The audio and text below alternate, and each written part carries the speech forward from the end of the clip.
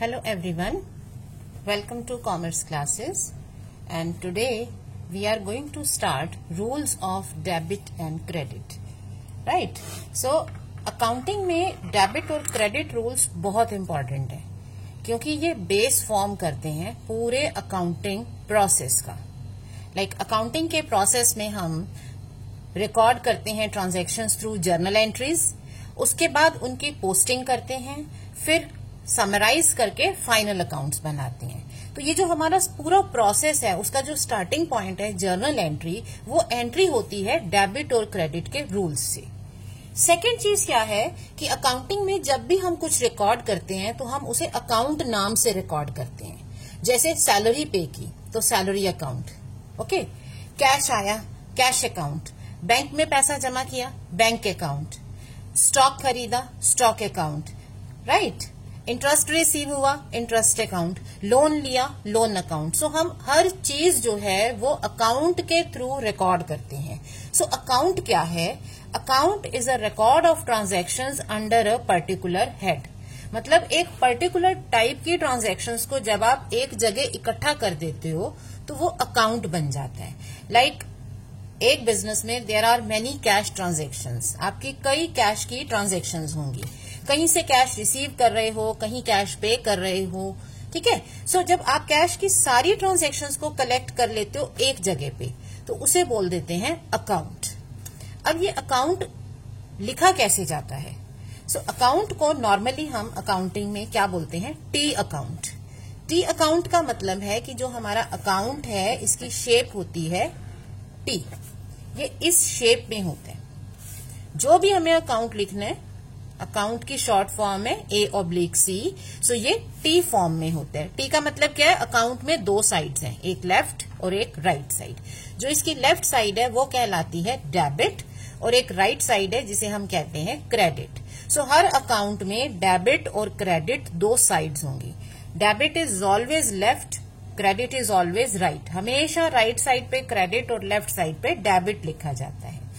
अब इसका मतलब क्या हो गया कि जब हमें कोई अकाउंट में रिकॉर्डिंग करनी है, सपोज ये मैं कैश अकाउंट बना रही हूँ, ठीक है. सो कैश अकाउंट बना रही हूँ तो कैश की ट्रांजैक्शन यहां भी आ सकती हैं, यहां भी आ सकती हैं. सो कैसे गाइड करेंगे? कैसे डिसाइड होगा कि कैश की कौन सी ट्रांजैक्शन डेबिट साइड में आएगी और कौन सी क्रेडिट साइड में आएगी? इसके लिए होते हैं डेबिट और क्रेडिट के रूल्स. और ये क्यों दो साइड बनाई जाती हैं? क्योंकि एक अकाउंट जो है वो सिर्फ अमाउंट ही नहीं बता रहा, वो सिर्फ ये नहीं बता रहा कि कैश आ रही है या जा रही है, बट वो उसका इफेक्ट और डायरेक्शन भी बताएगा. तो जो डेबिट और क्रेडिट साइड है इसमें से एक साइड इंक्रीज की होती है, एक साइड रिडक्शन की होती है. अब कौन सी साइड क्या कहलाएगी वो रूल्स गवर्न करते हैं. सो डेबिट क्रेडिट के रूल्स हमें बताते हैं कि डेबिट साइड क्या डिपिक्ट करेगी, क्रेडिट साइड क्या डिपिक्ट करेगी. सो उस नेचर का जो इफेक्ट है वो एक साइड में जाएगा. सो सपोज हम प्लस माइनस मान लेते हैं. सो सारे प्लस इधर आ जाएंगे, सारे माइनस इधर आ जाएंगे. इससे क्या होगा कि ना सिर्फ अमाउंट आ रहा है, मान लो आपने कैश पे किया तो ठीक है, मैं माइनस यहां बोल रही हूं, सो यहां आएगा. कैश पे किया आपने रेंट का, सो बाय रेंट अकाउंट लिख दोगे, राइट. सो अब यहां पर आपका कैश कम हो गया. सो हमें सिर्फ अमाउंट ही नहीं पता चल रहा कि 1000 रुपीज है, हमें ये भी पता चल रहा है कि ये कमी हो रही है, हमारी कैश जा रही है. और इसके अलावा इसका इफेक्ट समझ में आएगा. इफेक्ट मतलब इससे हमारा कैश का बैलेंस कम हो जाएगा. मान लो आपके पास कैश 10,000 है, आपने 1000 पे कर दिया, सो आपका बैलेंस कितना बच जाएगा? 9,000. So account records not only the amount but also the effect and direction. अब इसको थोड़ा सा डिटेल में आप समझ लो, क्योंकि ये दो साइड तो हमने ब्रॉडली बोल दी, बट हर साइड के अंदर कुछ रिकॉर्डिंग्स हैं. सो एक फॉर्मेट होता है, वो क्या है? एक कॉलम बनता है अमाउंट का, एक जर्नल फॉलियो, एक पर्टिकुलर्स और एक डेट और सीरियल नंबर. जो भी हम ट्रांजैक्शंस कर रहे हैं वो डेट वाइज या सीरियल नंबर में लिखी जाती हैं. फिर उस ट्रांजैक्शन की डिटेल आती है पर्टिकुलर में. लाइक कैश आ रही है तो कहाँ से आ रही है? ऑनर दे रहा है, कैपिटल लगा रहा है, कोई पर्सन दे रहा है, बैंक से लोन दे दिया, कहाँ से कैश आई, कैश जा रही है तो कहाँ जा रही है, कुछ खरीद लिया इसलिए दे दी, रेंट पे कर दिया, सैलरी पे कर दी। सो पर्टिकुलर्स में हम डिटेल लिखते हैं। दूसरी चीज है जर्नल फॉलियो। फॉलियो का मतलब होता है पेज नंबर और ये जर्नल का मतलब जर्नल का पेज नंबर। अब ये किस लिए है ये मैं थोड़ी देर बाद एक्सप्लेन करूंगी। अमाउंट, यहाँ पर अमाउंट आ जाता है। तो जैसे लेफ्ट साइड में ये कॉलम बने, राइट साइड में भी इसी तरह के कॉलम बनते हैं। ठीक है। सो अगर आप यहां पर लिखते हैं डेट और सीरियल नंबर, पर्टिकुलर्स मतलब डिटेल और अमाउंट, और बीच में रह गया हमारा जर्नल फॉलियो। ठीक है। सो आपने मान लो कैश पे की, कैश चली गई, सो क्रेडिट इसका है नेगेटिव मान लो, कैश जाती है तो यहां लिखते हैं। सो रेंट दिया है तो बाय रेंट अकाउंट करके लिख दोगे। सैलरी पे की है बाय सैलरी अकाउंट कर दोगे। ठीक है। कुछ परचेज कर लिया so by furniture account, by goods account लिख दोगे। सो ये आप डिटेल लिखोगे। इस तरफ जहां से कैश आएगी वो लिख रहे हो। सो एट द एंड क्या हो जाता है, अकाउंट की बैलेंसिंग करते हैं। मतलब आपने कुछ अमाउंट्स यहां लिखे, कुछ यहां लिखे। सो एंड में क्या करते हैं, हम बैलेंस करते हैं ये चेक करने के लिए कि फाइनल कितना रिजल्टेंट अमाउंट बचा। मान लो आपको 4 जगह से कैश मिली, सपोज एक जगह से 1000 मिली, किसी और रीजन से कुछ सेल किया 2000 मिली, इंटरेस्ट मिला 500 और सपोज रेंट मिला 100 रुपीज।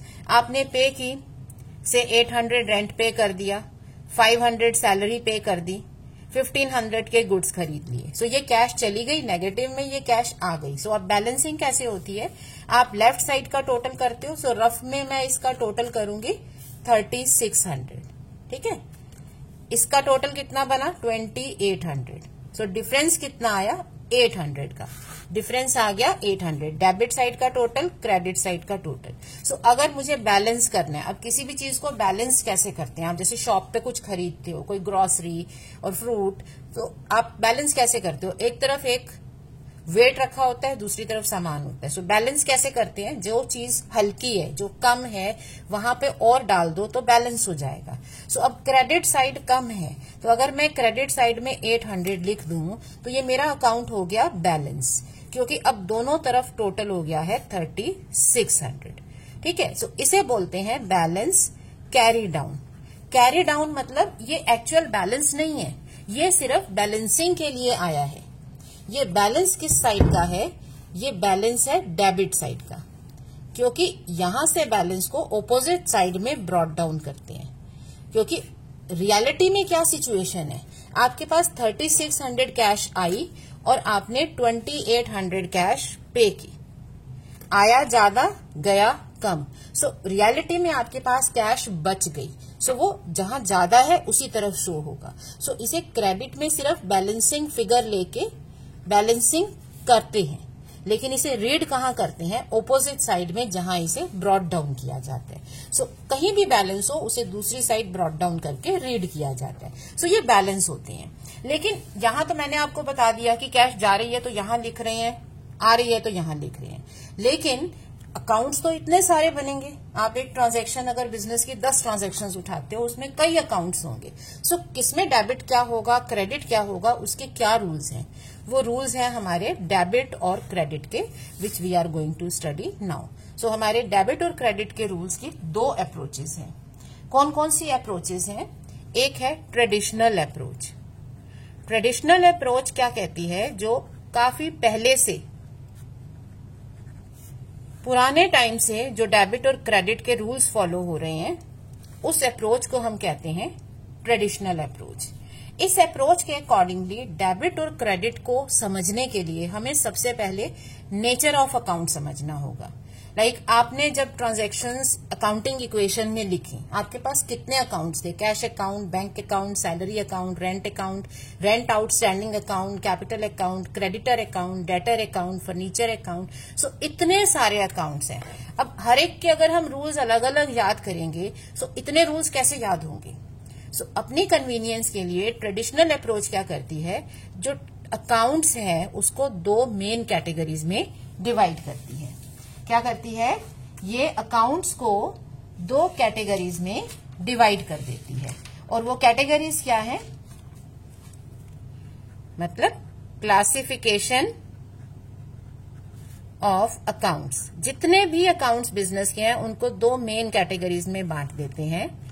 पहली कैटेगरी है पर्सनल अकाउंट्स और दूसरी है इम्पर्सनल अकाउंट्स। अब पर्सनल अकाउंट्स का मतलब है वो अकाउंट्स जो किसी पर्सन के हैं। जैसे आप बिजनेस के साथ डील कर रहे हो तो आपका अकाउंट एक पर्सनल अकाउंट है। सो जितने भी नाम हैं, जितने भी लोगों से बिजनेस डील करता है, उन सबके अकाउंट्स पर्सनल अकाउंट्स हैं और बाकी सारे अकाउंट्स इम्पर्सनल अकाउंट्स कहलाते हैं। अब पर्सनल अकाउंट में कौन कौन टाइप के अकाउंट्स आएंगे? नंबर 1 आता है natural person account, like you and me. हम जो नेचुरल पर्सन हैं इनके अकाउंट इसमें आते हैं। अब कई बार आप किसी नेचुरल पर्सन से डील नहीं कर रहे हो। सपोज आपके बिजनेस को फर्नीचर खरीदना है, आप एक कंपनी के पास गए। Okay, so this is Gupta and Gupta company. अब ये गुप्ता एंड गुप्ता कंपनी ये तो नेचुरल पर्सन नहीं है, हमारे जैसी नहीं है, तो क्या ये पर्सन है? Yes, personal accounts includes natural persons, legal persons, जिन्हें हम आर्टिफिशियल पर्सनल अकाउंट भी कहते हैं। मतलब ये लोग वैसे पर्सन नहीं है, नेचुरली हमारे जैसे बॉर्न नहीं हुए, बट लॉ ने उनको एक सेपरेट पर्सन का दर्जा दिया है। जैसे सारे बिजनेसेस में हम कहते हैं ना कि अकाउंटिंग में every business has a separate identity, separate entity. So law में भी कुछ कंपनीज और कुछ एसोसिएशंस को एक सेपरेट पर्सन माना जाता है, जिसमें क्या क्या आती हैं? Companies, cooperative societies, partnership firm. So अगर आप एक नेचुरल पर्सन से नहीं किसी लीगल पर्सन से भी डील कर रहे हो तो वो भी पर्सनल अकाउंट है। सो एबीसी फर्म का अकाउंट, गुप्ता एंड कंपनी का अकाउंट, ठीक है। सो ये सारे पर्सनल अकाउंट्स हैं। और तीसरे इसमें कैटेगरी आती है रिप्रेजेंटेटिव पर्सनल अकाउंट्स।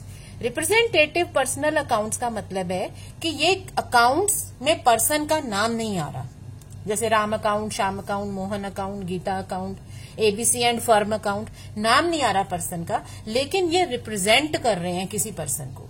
ये कौन से होते हैं? ये होते हैं हमारे एक्सपेंसेस और इनकम्स जो हमने आउटस्टैंडिंग में रखे हैं या जो हमने एडवांस में पे किए हैं।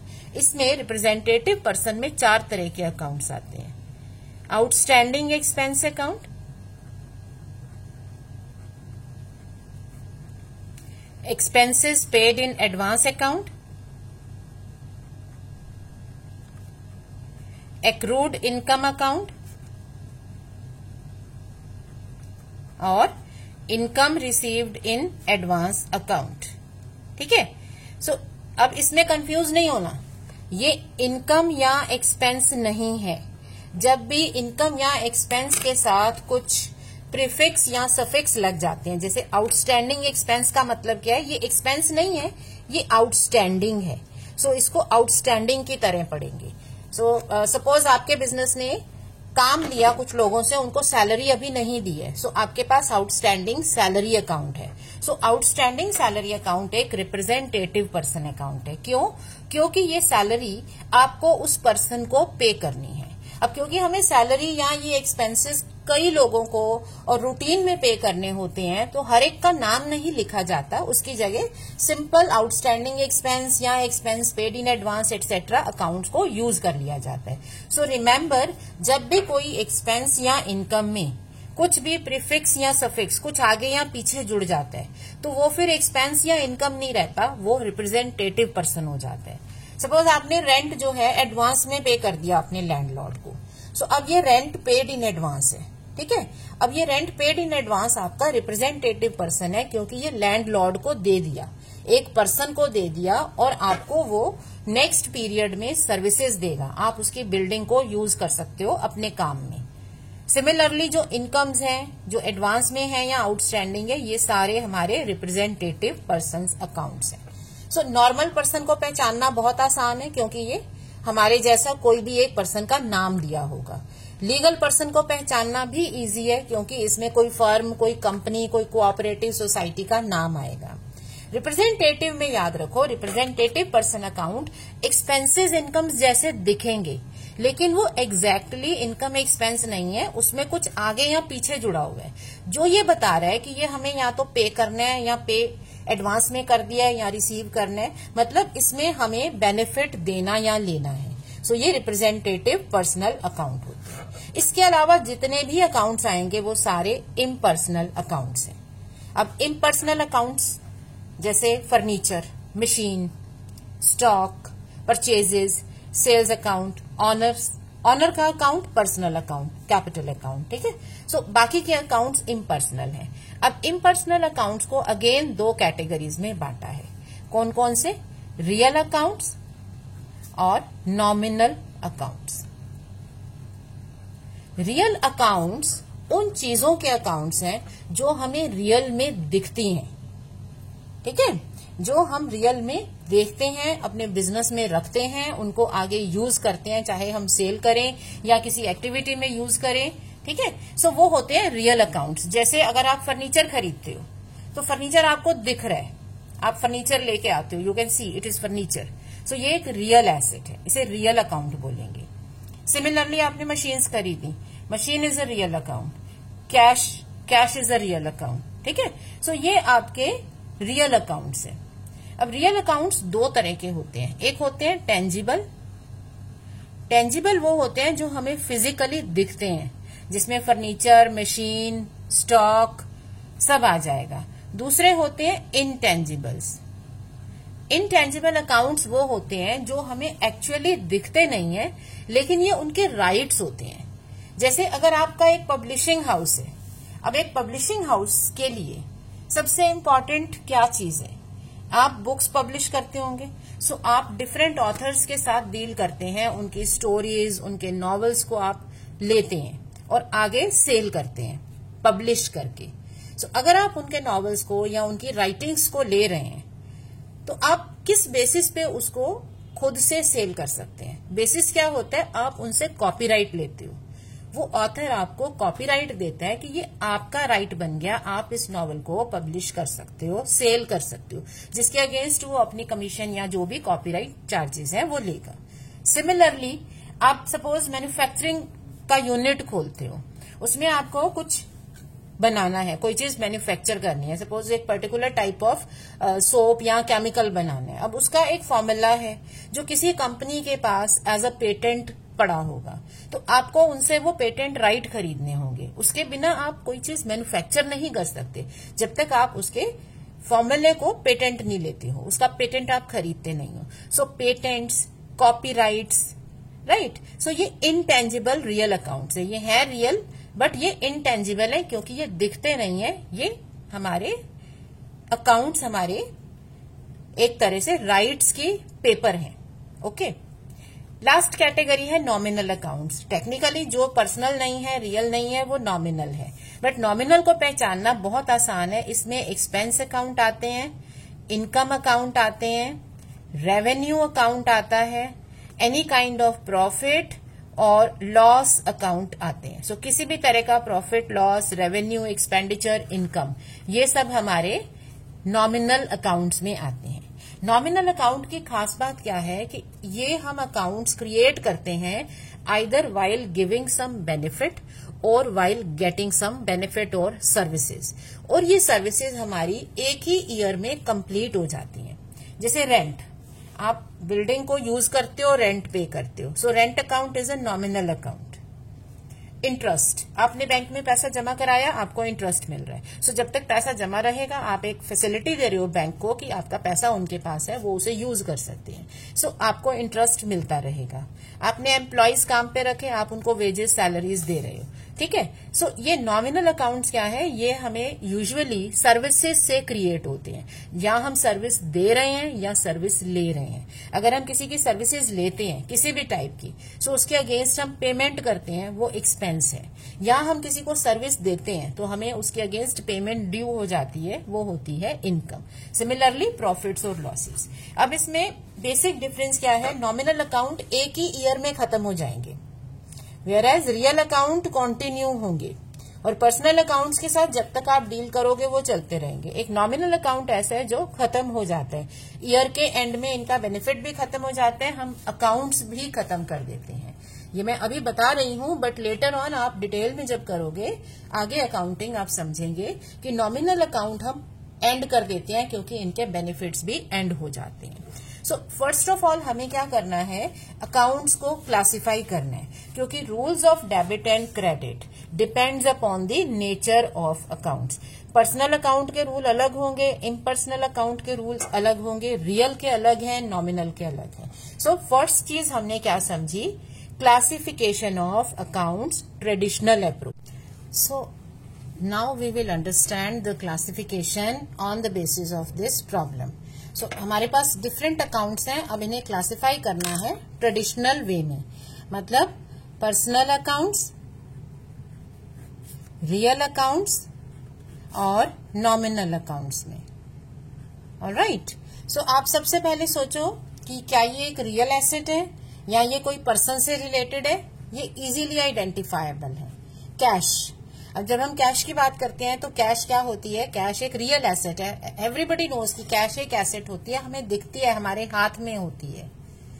बैंक, बैंक का मतलब है आपने बैंक में पैसा जमा करा रखा है। लेकिन बैंक क्या है, बैंक एक आर्टिफिशियल लीगल पर्सन है, ठीक है, जो बैंकिंग एक्ट के अंदर बना है, तो ये एक पर्सन है। सो बैंक से जो भी हम डील करते हैं वो एज अ पर्सन करते हैं। ड्राइंग्स, अब ड्राइंग कौन करता है, ड्राइंग करता है बिजनेसमैन, मतलब ऑनर, तो ऑनर हो गया person. So drawings personal account. Similarly capital भी बिजनेसमैन लगाता है, सो कैपिटल भी पर्सनल अकाउंट है। डिस्काउंट रिसीव्ड, इनकम मिली, सो डिस्काउंट रिसीव्ड हो तो इनकम है, डिस्काउंट अलाउड हो तो एक्सपेंडिचर है। इंटरेस्ट पेड, सो इंटरेस्ट पे किया, एक्सपेंडिचर है, नॉमिनल अकाउंट है। आउटस्टैंडिंग सैलरी, अब सैलरी एक एक्सपेंस है, लेकिन जिस मिनट इसके आगे या पीछे कुछ प्रीफिक्स या सफिक्स लग गया, जैसे आउटस्टैंडिंग या एडवांस, इसका मतलब है कि हमने इस पर्सन को पैसा अब देना है, या एडवांस हो तो मतलब एक्स्ट्रा दे चुके हैं। सो ये आउटस्टैंडिंग सैलरी एक रिप्रेजेंटेटिव पर्सन बन जाता है, मतलब आगे हमें इसे पैसा देना पड़ेगा। Bad debts, bad debts is a loss. So bad debts means जो अमाउंट हमें मिलेगा नहीं, मतलब हमने किसी पर्सन को सपोज लोन दिया है और वो पर्सन अब इंसॉल्वेंट हो गया, हमें पूरा पैसा नहीं दे सकता।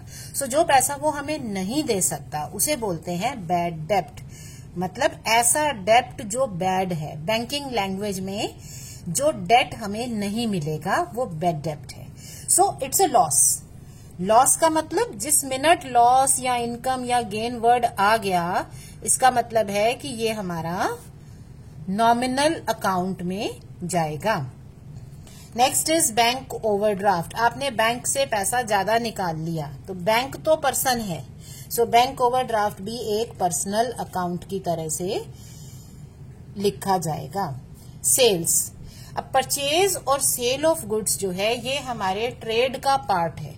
सो जो एक्टिविटीज हमारे नॉर्मल ट्रेड के आसपास घूमती हैं, जो हमारे ट्रेड के लिए जरूरी हैं, मतलब गुड्स का खरीदना, उनको शॉप में लाने के लिए एक्सपेंसेस, फिर उनको फिनिशिंग करने के या पैकिंग करने के एक्सपेंसेस, फिर उनको सेल करने के एक्सपेंसेस, फिर उनको एक्चुअली सेल करना, या इस प्रोसेस में जो एसेट्स यूज हुई उनका डेप्रिसिएशन। सो ये सारा हमारा ऑपरेटिंग एक्टिविटीज का पार्ट है। सो ऑपरेटिंग एक्टिविटीज के सारे पार्ट्स को हम नॉमिनल में लिखते हैं। सो जो ऑपरेटिंग एक्टिविटीज के दौरान हमें पैसा मिलना है, इनकम है, एक्सपेंस है, वो सारा नॉमिनल अकाउंट है। Next is purchases. सो जैसे सेल्स एक नॉमिनल अकाउंट है, सिमिलरली आप गुड्स खरीदते भी हो तो परचेजेस भी नॉमिनल अकाउंट है। प्रीपेड रेंट, अब इसमें कंफ्यूज नहीं होना, जो रेंट है, इंटरेस्ट है और ऑफिस एक्सपेंसेस, सैलरी, वेजेस, ये नाम आते ही हम क्या बोल देते हैं, ये तो एक्सपेंडिचर है, नॉमिनल अकाउंट है। लेकिन जब भी इनके साथ कोई आगे या पीछे कुछ जुड़ जाएगा जो इंडिकेट कर रहा है कि हमने या तो ज्यादा पैसा दे दिया या अभी देना है, इसका मतलब ये रिप्रेजेंटेटिव पर्सनल अकाउंट हो गया। सो आपने रेंट एडवांस में पे कर दिया, सो नेक्स्ट टाइम आपको फैसिलिटी मिलेगी, आप बिल्डिंग जो भी आपने रेंट पे ले रखी है उसे यूज करोगे, बट पेमेंट करने की जरूरत नहीं है, आपने पे कर दिए। सो ये एक पर्सनल पर्सन है, आपने उस पर्सन को पेमेंट की है क्योंकि आपने अभी सर्विसेज ली नहीं है। So it is a representative personal account. Accrued interest, likewise interest is a nominal account, but इसके आगे जुड़ गई एक्रूड टर्म। एक्रूड का मतलब है कि इंटरेस्ट आउटस्टैंडिंग हो चुका है, अब हमें मिलना है, टाइम बाउंड इंटरेस्ट हमें मिलना ड्यू है, तो ये रिप्रेजेंटेटिव पर्सन है। प्रीपेड सैलरी, प्रीपेड सैलरी भी रिप्रेजेंटेटिव पर्सन है। सैलरी नॉमिनल है, बट जिस मिनट हमने एडवांस में पे कर दी तो वो आपका रिप्रेजेंटेटिव पर्सन बन गया। Goodwill, goodwill is a real asset. Of course हम इसे देख नहीं सकते हैं, लेकिन हमें पता है कि गुडविल है।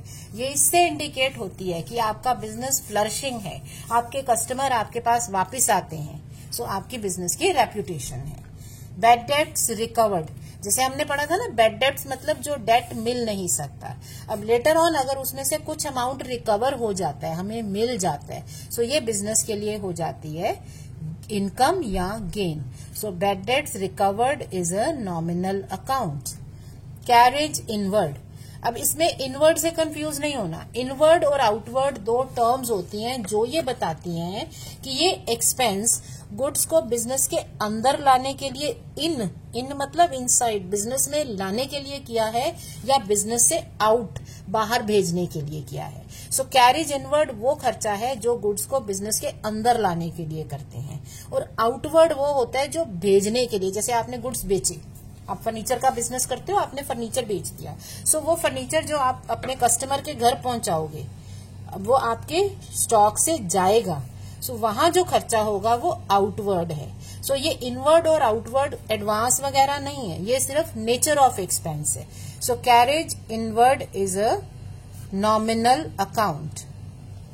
Lease hold property, it's a real asset. आपने कोई प्रॉपर्टी ली है तो आपको दिख रही है, वो आपके पास है, आप ऑनर बन गए। फर्नीचर एक रियल एसेट, क्लियरली दिखती है। Rent received, now it is a income. Rent है, खाली रेंट वर्ड से हमें समझ में नहीं आएगा कि ये इनकम है, एक्सपेंस है। सो अगर रिसिप्ट वर्ड है इसका मतलब ये इनकम है, बट है तो nominal account. Machinery, machinery is a asset, real asset, so ये रियल अकाउंट है। Goods purchased, so purchases nominal account. अब इसमें फर्क है, आप मशीन भी परचेज करते हो, गुड्स भी परचेज करते हो। जो गुड्स परचेज करते हो वो बिजनेस के ऑपरेशंस का पार्ट है, बिजनेस के ट्रेड का हिस्सा है, वो नॉमिनल अकाउंट में जाएगा। बट जो फर्नीचर खरीदते हो वो एसेट बनती है, वो रियल अकाउंट में जाएगा। Interest paid, so interest is a nominal charge. Sales, sales again nominal account में। परचेज रिटर्न, अब परचेज जैसे आपका नॉमिनल का पार्ट है, परचेज रिटर्न भी आपका नॉमिनल का ही पार्ट है। सो सेल्स हमारी रिपीट हो गई हैं। Alright, next is bank loan. तो आप लोन बैंक से ले रहे हो तो ये एक आपका पर्सनल अकाउंट बन गया, क्योंकि bank is a person. Next है repairs. Repair is a expenditure, आप रिपेयर करवाते हो अपनी एसेट्स को, उनको बेटर करने के लिए ताकि वो ढंग से यूज हो सके। डेप्रिसिएशन, डेप्रिसिएशन भी एक चार्ज है, क्योंकि आप अपनी एसेट की वैल्यू को कम कर रहे हो जितना वो यूज होती जा रही है। सो इस तरह से रियल, पर्सनल और नॉमिनल अकाउंट्स में हम अपने अकाउंट्स को क्लासिफाई करते हैं। क्यों करते हैं? क्योंकि तीनों के रूल्स अलग हैं। रियल के डेबिट क्रेडिट के रूल, पर्सनल अकाउंट के डेबिट क्रेडिट के रूल और नॉमिनल अकाउंट के डेबिट क्रेडिट के रूल्स अलग अलग हैं। सो ट्रेडिशनल क्लासिफिकेशन क्या कहता है कि हमें अपने अकाउंट्स को इन कैटेगरीज में डिवाइड करना है और अकॉर्डिंगली इनके रूल्स को अप्लाई करके डेबिट और क्रेडिट समझना है कि इसे डेबिट करें या क्रेडिट करें। ठीक है, सो इस तरह से हम अपने अकाउंट्स को क्लासिफाई करते हैं। सो नेक्स्ट वीडियो में we will understand the rules of debit and credit, कि यहाँ पर हर अकाउंट की कैटेगरी में क्या रूल्स एप्लीकेबल हैं। Right, so thank you.